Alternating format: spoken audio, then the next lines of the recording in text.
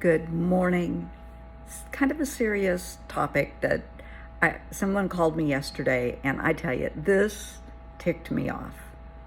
Someone I know very well, a very, very dear friend, phoned, upset. Their significant other was upset with them. It happens. However, this person was, and I want you to pay attention, they were withholding affection. I'm not saying they're withholding sex. That's not what I'm saying. They are withholding affection. This is a learned behavior. Somebody will get mad and say, you don't deserve a hug.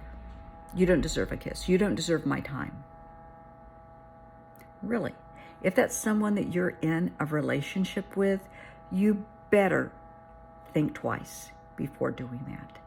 This is a learned behavior. In all likelihood, their parent or someone in their childhood behaved this way toward them, and it's their norm. It's how they react to extremely stressful situations with their partner. They shut them down. They're also shutting themselves down. That's not healthy. Sit down, talk it out. Say, you hurt my feelings. I feel you're being unreasonable. Talk it out. Have a dialogue.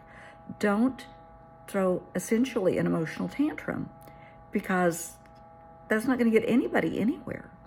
Many years ago, I went out with a guy, I think maybe 2-3 times, and he was a professional person, and he was relatively nice. I mean, first date went okay. Second date went to a movie, so, you went to a movie. The third date, we were supposed to go out at 7, and I called and said, can you make it 7:30? I'm running just a little late. I don't find that unreasonable. There weren't reservations anywhere. I didn't see a problem. He comes to pick me up, and I open the door. I'm a hugger. Pre-COVID, I hugged everybody. And I went to give him a hug, and he said, I don't think so. And I said, I beg your pardon.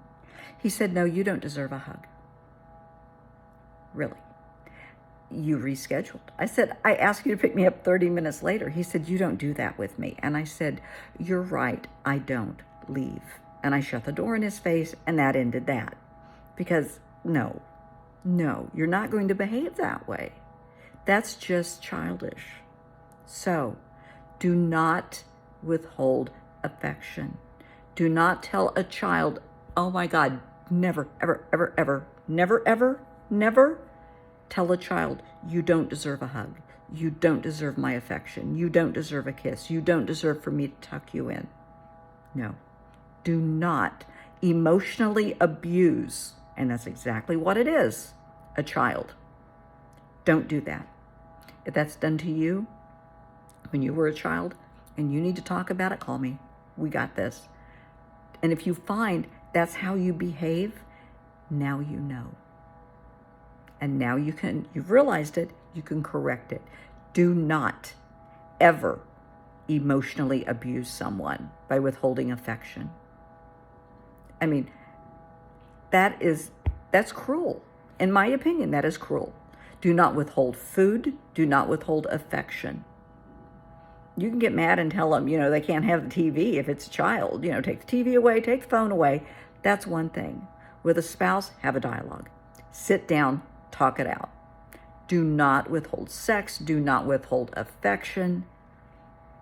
Don't punish people, because you're just saying, now pay attention. When you do this, you're saying, I know I am not in control. I feel insecure and vulnerable, and I have to act out toward you to try to make you recognize that. You can say it with words, and it'll go a lot easier, Because withholding affection, if you do that for a long time, you're pushing that person away. They may go, and they may not come back. They may be like I was. They may shut the door and say, I don't think so. Bye. Do not set yourself up for failure by this behavior. Further, just a little bit further, there are people that do that. They self-sabotage.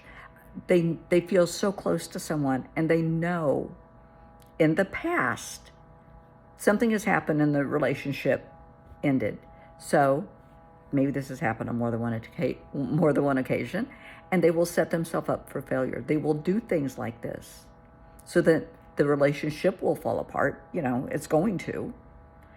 And then they can say, well, I don't know what it was. Everybody leaves me. I don't know. You push them away. What do you think's going to happen? So, if this is your behavior, call me. We'll talk it through. Do not emotionally abuse people, no matter how old they are. Don't do it. If a baby is crying in a crib, now we all know babies cry. And sometimes when they're older, not newborns, but when they're a few months old, they may need to cry for just a little bit to cry themselves to sleep. They may just be fussy and having a rough time. If that crying lasts for more than 10 or 15 minutes, go check on your child. There could be a health issue. There could be something seriously, seriously wrong. Pay attention to what I'm saying, because emotional abuse will get the attention of DFS, Family Services. And you're saying, well, it's a baby. Who's going to know? Oh, trust me, emergency room nurses know, and the docs know. Because by the time that child's 4 and 5, it's going to be really apparent. That kid's going to be shutting down right and left. The school is going to know. Everybody is going to know. Do not emotionally abuse anyone, anywhere, anytime, for any reason. I will now get off my soapbox. Play nice.